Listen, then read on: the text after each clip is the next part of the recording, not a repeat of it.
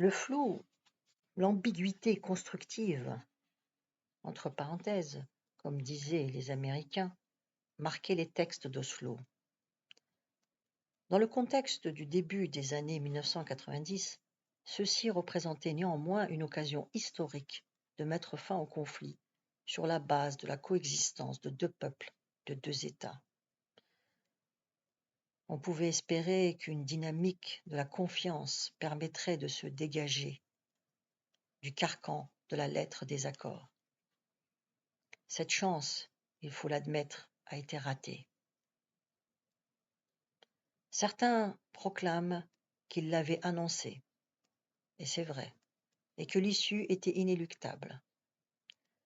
Je ne le pense pas, car l'histoire dépend des hommes et des femmes qui la font. Ni l'assassinat d'Yitzhak Rabin par un extrémiste israélien, ni la victoire de la droite israélienne aux élections de 1996 avec quelques milliers de voix d'avance, ni les erreurs de calcul d'Ehud Barak n'étaient inscrits dans le ciel. En revanche, le naufrage d'Oslo procède aussi de tendances plus lourdes. La paix a été manquée avant tout parce que la puissance dominante, Israël, gouvernement comme opinion publique, a refusé de reconnaître l'autre, le Palestinien, comme un égal, comme un être humain jouissant des mêmes prérogatives que tout être humain. Le droit des Palestiniens à la dignité, à la liberté, à la sécurité et à l'indépendance a été systématiquement subordonné à celui des Israéliens. On ne le rappellera jamais assez. Les accords d'Oslo n'étaient pas un contrat de mariage entre deux époux égaux en droit et en devoir, mais un arrangement entre un occupant et un occupé. Et l'occupant imposa à chaque étape, et avec l'appui des États-Unis, ainsi que, souvent, celui de l'Union européenne, son seul point de vue.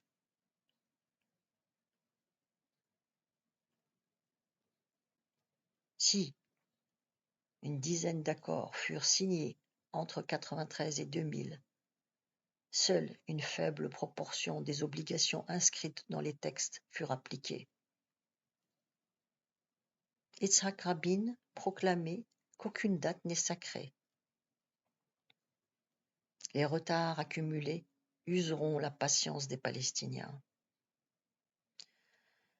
Un autre facteur important de l'échec fut l'attitude de la communauté internationale, en fait les États-Unis et l'Union européenne, dont la ligne de conduite a été constante, faire pression sur la partie la plus faible, les Palestiniens, pour l'amener à plus de concessions. Ce penchant est déjà perceptible lors des négociations secrètes d'Oslo. La chercheuse norvégienne Hilde Henriksen-Wege, qui a eu accès à tous les documents, l'a mis en évidence. Comme on s'en souvient, dans un premier temps entre janvier et mai 1993, les négociations abritées par les Norvégiens impliquaient des universitaires israéliens et des cadres palestiniens de l'OLP. Des responsables israéliens, notamment le ministre des Affaires étrangères, Shimon Peres, étaient tenus au courant. La Norvège avait été choisie par l'OLP parce qu'elle était une alliée des États-Unis, un pays proche d'Israël. Ces facteurs, pensait Yasser Arafat, favoriseraient le dialogue.